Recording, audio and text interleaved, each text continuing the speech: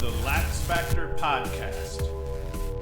What is up, college lacrosse fans? You are watching episode 290 of the LaxFactor podcast. I'm your host, Ted Hoost. Today we have 8 games being played. Actually, not today, but this weekend. We have 8 games being played where both teams are featured in the InsideLacrosse Media Poll. The games we'll be talking about are going to include games like Notre Dame and Georgetown, Maryland, Princeton, Cuse, Harvard, Carolina, Hopkins, all of that good stuff. But before I get into it, as always, be sure to like, subscribe, hit the notification bell if you're watching on YouTube.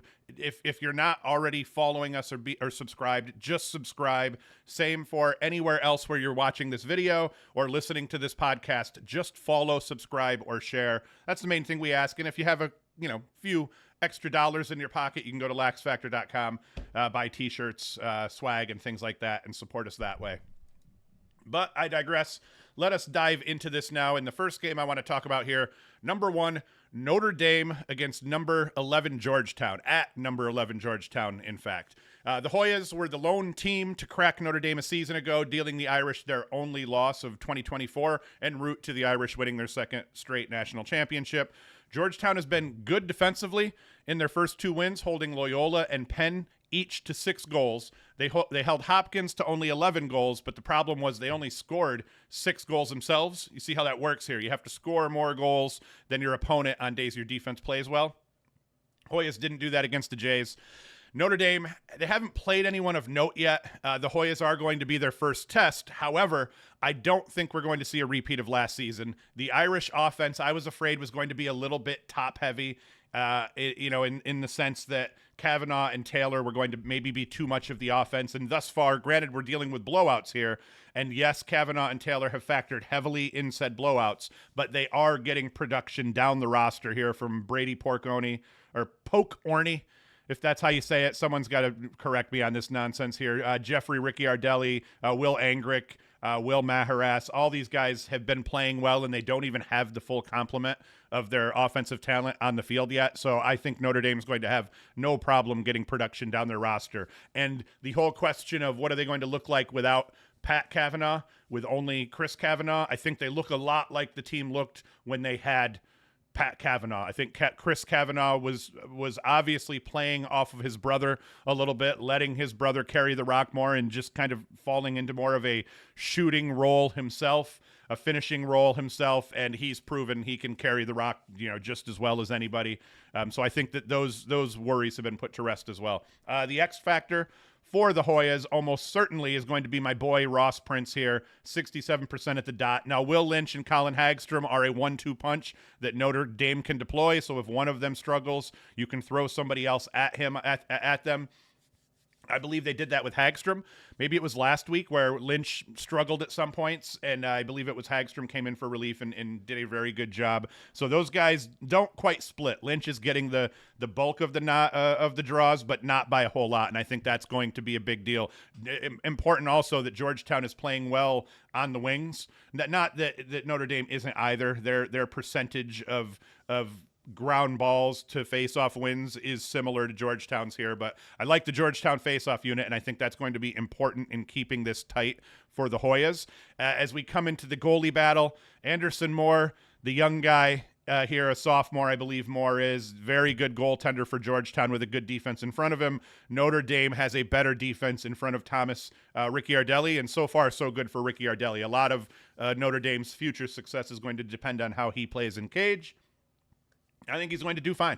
I think he's going to be okay. I think in the end here, Notre Dame and their defense is going to be too much for Georgetown to get over that 10, 11 goal hump. I think that the winner of this game has to score at least 12, 13 goals. I think Notre Dame's going to have an easy time doing that, or at least an easier time doing that than Georgetown would. So just by that logic, who's going to score more goals against whose defense? I like Notre Dame to do that. So I'm going Notre Dame by 5-7.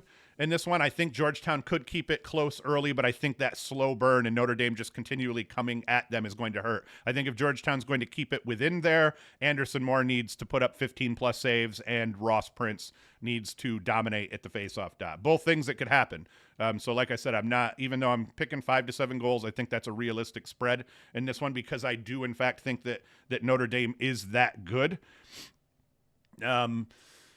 Yeah, it could be closer than that. And then it could go the other way. Notre Dame could win by 10. I don't think that's going to happen. I think 5 or 6 is probably more realistic. 7 or 8 is possible, but anything could happen, once the game gets played.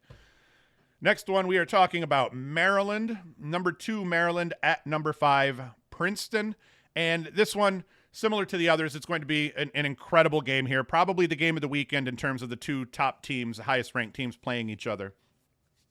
For Maryland, the duo of Eric Spanos and Daniel Kelly on attack has proven good enough to get the Terps to 3-0 with a huge win over then number 2 Syracuse last weekend. Throw in Matthew Keegan, the Binghamton transfer at midfield. If they can get a little bit more production from Braden Erksa, this Terps team is going to be scary good down the stretch. Because from a defensive perspective, they are very good, a solid team. They play well together. They play good team defense. They can get after the ball. They've been excellent between the boxes, the short stick D-mid unit, the LSMs, especially that number 51 off the wing. They played really well against Syracuse, so I like Maryland in that way here. Princeton's highly touted defense didn't come out and play all that great against Penn State, in my opinion anyway. First-year starter in cage, Ryan Croddick made 22 saves in that game, and they needed every single one of those saves to be able to pull out that win against Penn State. At the faceoff dot, Princeton got absolutely ravaged. Andrew McMeekin lost 6 of 20 with just 3 ground balls, so that's not going to be good enough against a team like Maryland. If they play that poorly, if McMeekin has a bad day against Maryland, they're going to need 25, 30 saves out of their goalkeeper in order to keep pace, I think. And that's not, Maryland's not a huge offensive team. They're not going to put up 15, 20 goals or anything like that on a team like Princeton, but they're going to be able to, if they win the possession battle, they're going to be able to keep Princeton off of the scoreboard and I presume score enough goals to win the game by a small margin at least. So he's going to have to get his crap together. There was a point before I saw Princeton play that I was really hyped. I didn't realize they were going to get thrashed at the faceoff dot so badly. I thought their defense would look a little bit better, but when you see the faceoff disparity, you start to realize how Penn State was able to keep pace even with a goalie standing on his head in a game like that. So that all plays. I fear the faceoff dot in this game is probably going to prove a problem again. I don't think you can fix a disparity like that in over just 1 week and getting more reps. I think that between Kiefler and Creeder for Maryland, they are good enough that if McMeekin's struggling, they're going to take advantage of it, especially with the Maryland wing play. And I think that this game's going to go the way of Maryland. I think Princeton could keep pace. I think that if their goaltender plays well, game on, and this doesn't look too bad, but I'm going Terps by 2 to 4 goals in this one for no other reason that I think they're going to win. I don't know what the margin's going to be. I'd almost be willing to take them by a few more goals than that, but they're just not proving to be an offensive juggernaut. So I think like 2 or 3 goals is pretty realistic in this one. It could go as bad as 4. But then again, like I said, once the game's played, maybe McMeekin matches up differently against Creeder or Kiefler and wins more draws. If they can keep that face-off disparity low and try to keep pace at the dot, then this could be a ball game and shit should get interesting overall. Hopkins, North Carolina, number 9 North Carolina at Johns Hopkins. Both teams right now sitting at 2-0. Now, while I'm hyped for Carolina that they've been able to start 2-0, and they have a win over a Big Ten team in Michigan, that 9-4 win over Stony Brook doesn't look great. It doesn't impress me all that much. Yes, Stony Brook is also looking solid right now, and I think they may be sitting at 2-1 or something like that. What worried me was Owen Duffy was kept quiet in that game. He had a great outing against Michigan. I was hyping him up, saying he could be, one of the next guys to be mentioned as one of the top 5 attackmen in the country. Still could be, but he had a rough outing against Stony Brook. Dominic Petramala has been consistent in both of their games, but Owen Duffy's going to have to perform in every contest down the stretch if Carolina wants to keep winning games, simply because he has to be that guy, the alpha carrying the rock, beating men, drawing slides. Yes, they have other guys that can do that. James Matan, however you pronounce his name. He's a big boy and he's filthy, but they need Owen Duffy to kind of play that Connor Schellenberger role for their offense. Defensively, no question the edge goes to Hopkins in terms of overall personnel. Even Luke Stout in cage, a very capable goaltender. But I do like Gian Ficaro, the Princeton transfer for North Carolina. He's a dude that's capable of putting up 17 to 20 saves in a game where you need him to stand on his head. If he does that, this is going to be a very good game and will come right down to the stretch. If he doesn't, I like Hopkins by a couple goals at least. And then we look at the face-off battle here. Edge to Brady Wambach in North Carolina, except Logan Callahan is no chump here. So once again, for Carolina to have a shot, I think they need to win the battle at the face-off dot. They need to have a goaltender that has a big day. And I mean, I say this over and over again, and it sounds like, well, you're just saying the same shit over and over. But when you're dealing in close games like this and you're playing against a team like Hopkins, in the sport of lacrosse, when your roster is overall clearly better than someone else's roster, and on the defensive side of the ball, Hopkins is, and I think that they will be able to keep pace with that Carolina offense. Then it comes down to, all right, now, if you can call the defense and the offensive matchup between these two teams a wash, where else on the field are things going to start taking shape and mattering? And, the face-off dot and that possession, the possessions you win at the face-off dot, very important, and your goalkeeper can rob a perfectly excellent offensive possession by just making a big save and the ball goes back up the other way. So when I say that, yes, it becomes annoying at some point, and it's just like, why do you keep saying this over and over again? But in close games, it really does matter, and we see like a game with Penn State where they thrash Princeton at the face-off dot. They end up going into overtime against a team that I think generally beats them more often than not, and probably by a margin larger than that without that disparity at the face-off dot. And thank God for Princeton, because they didn't get possessions. Thank God for them, their goaltender kept pace. So you saw in that game, face-offs help Penn State get enough possessions to stay in it. The Princeton goalie played well enough to kind of negate that to a degree, eke them out that 1-goal win. So that's why I talk about this crap here, okay? So originally I almost wanted to say Hopkins by 4-6, because I think if Hopkins can hang at the dot and gets a good day out of Stout, then no matter what Wambach or no matter what Gianfrancaro does in cage, then they're going to edge them by at least a couple of goals. And maybe even run away a bit if they get good goaltending play and they do well at the faceoff dot. But if either of those go wonky on them even a little bit, then Carolina is going to be able to scrap back into this a little bit. So I'm not going to call this an upset alert, but I think Hopkins by 2 to 4 goals is fair. I wouldn't be the least bit surprised to see him come out and win by 6.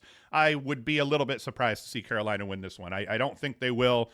I think Hopkins is a better team. But hey, like I said, the sun shines on a dog's ass every day. Every day it happens at least once. Cornell and Denver. Number 12, Denver, traveling out to Ithaca to play number 4, Cornell.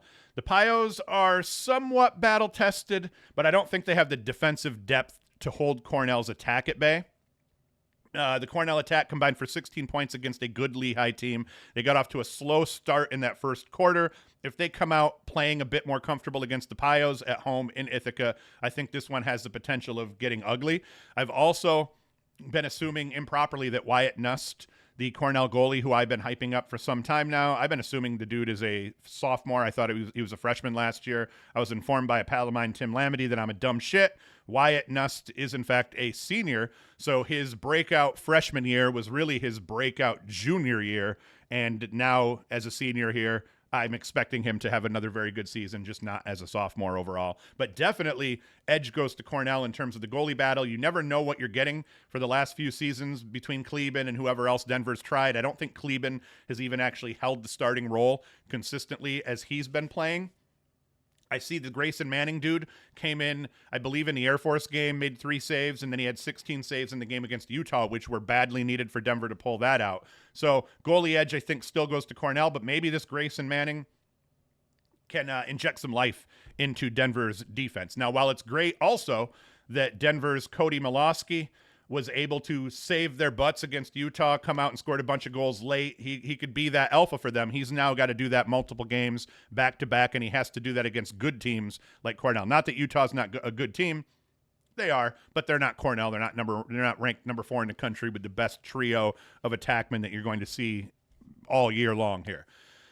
So the problem here, I think, also for Denver could become the face-off dot. Once again, the Krause kid, 50, kind of 50-50 here overall with nobody behind him to chip in. And Cornell had Jack Kaskadin back, and he dominated Lehigh, 68%.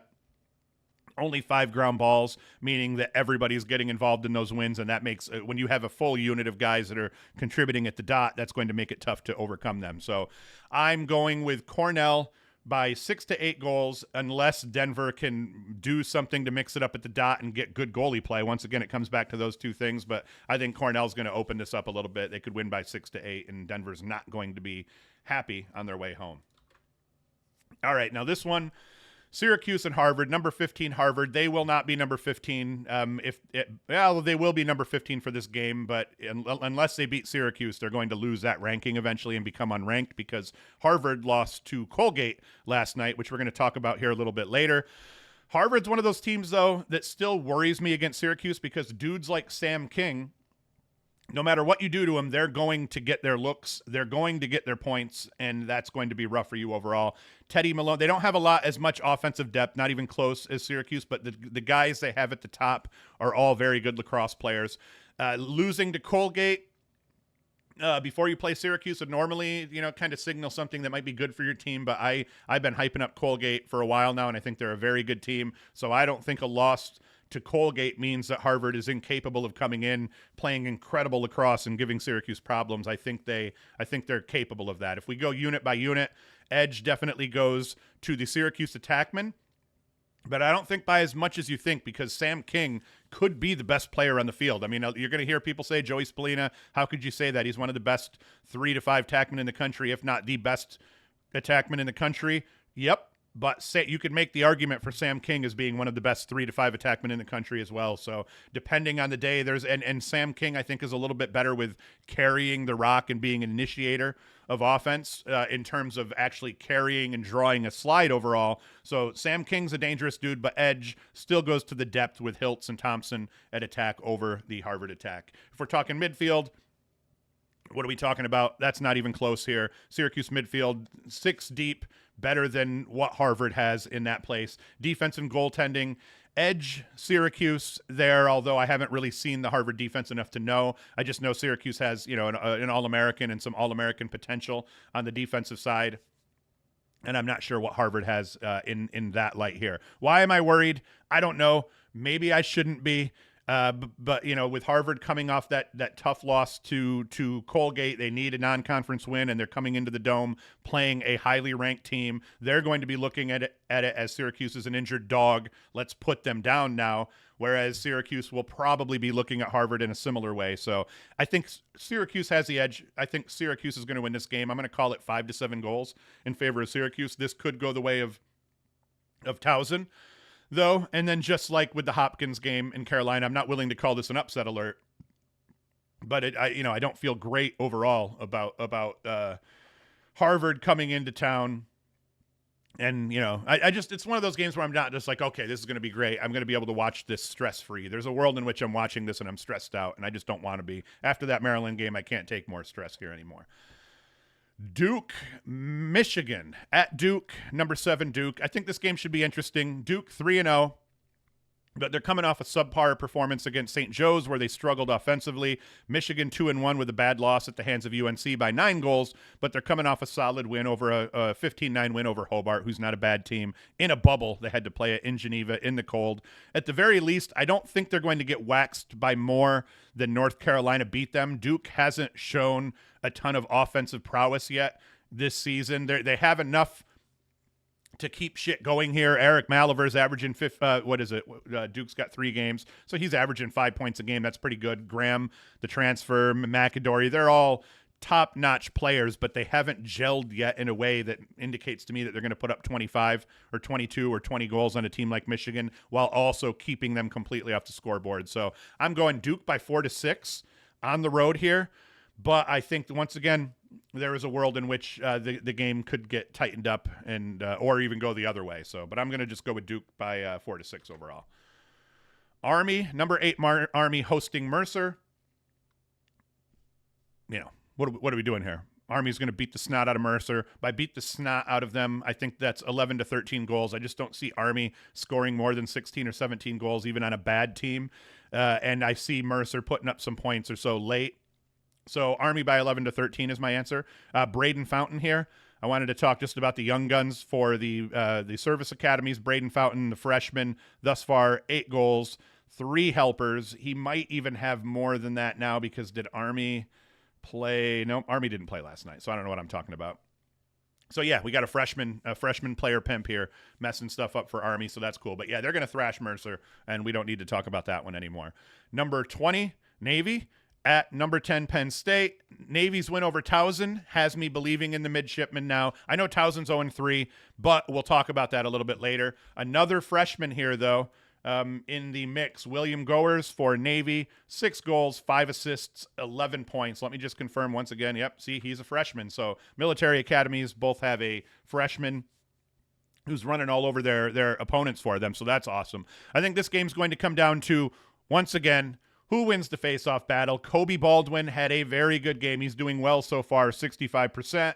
Zach Hayashi for Army, 56%. Colin Shadowins, that's kind of a cool name overall. He's good for 53. So they got 2 guys they can, work into the mix and throw at Kobe Baldwin. Penn State's key. Kobe Baldwin wins faceoffs, wins more faceoffs than Navy. They've got the better goalie in Jack Farasian. Penn State does. I like both teams defensively. I think they've showed signs of being good thus far this season. But in the end, if Jack Trainer, if they set like an over-under for Jack Trainer's goals in this game and they wanted to be dicks about it, and they set that over-under at 4 goals exactly instead of setting it at a half, I'd still take the over on Jack Trainer. I think a 4-in-1 day out of Jack Trainer is probably realistic, and I think if Trainer scores 4 goals or more, I think Penn State wins this game, albeit it could be very close. I'm going to go Penn State by 1 to 3 goals because Matt Trainer is the best player on the field in this one, and I think he's going to prove that. So far in 3 games, 18 points in 3 games. The dude is a stud, and like I said, Penn State hasn't played all chumps here. Colgate, a good team, albeit they're bad defensively thus far. Villanova just beat Yale, and they put it on Villanova, and then a 1-goal loss to Princeton. So Penn State is already impressing me. They're already overperforming compared to what I thought they would do after losing some legitimate talent to graduation. So credit to them. All right, now we get into the overtime portion of this. We're going to talk about things like how the Ivy League continues to lose non-conference games, which is going to hurt their RPI and then limit the number of teams that they're going to be able to get into the tournament by season's end. Number 15, Harvard, and this is all last night. Number 15, Harvard lost to Colgate. Brown lost to Boston U. Dartmouth lost to UMass. That puts the Ivy at 5-6 after Tuesday's action. But first team I want to talk about here, beating Harvard, Colgate, they're playing ball overall. They're only 1-3 after this win, which doesn't look great, but their losses are what are they? 1-2. No, 2-2. Sorry. They're now 2-2 after this win and after 4 games, but they've played their losses are to Penn State and Virginia. So that doesn't look too bad. They played Penn State to a reasonable score. Virginia, that got away from them a little bit, but that's not uncommon. That happens to people. They have, after 4 games, they have 4 players with 13 or more points. Liam Connors, 7-11. Jack Turner's 12-5. Rory Connor, 11-3. Hunter Druin is also, it says 11-3, even though these stats don't match up. So maybe Druin's not 11-3. Either way, loaded offensively. They've struggled a bit at the faceoff dot. They've given up 15.5 goals per game over their first 4 contests. As you see here, the lowest they've given up is 14 in a loss to Penn State and then 14 to Albany in that win over Albany.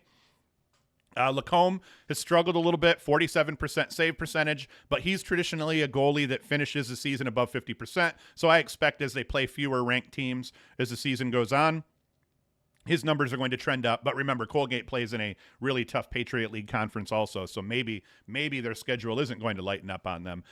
I'm not sure if that goals against average is going to improve. As I said, Villanova, Loyola, Lafayette's even sitting at 2-0, I think, right now, coming to town. Then you get Bucknell, Syracuse, Navy, Army. I mean, it's a gauntlet that they have to play, but I really like this Colgate team. I think they're going to be above 500, and I think they will be in contention, sitting as one of the top 4 teams in the Patriot League by the end of the season. So in this one, Colgate by 1 to 3 goals is what I'm going to call it in this game here against, wait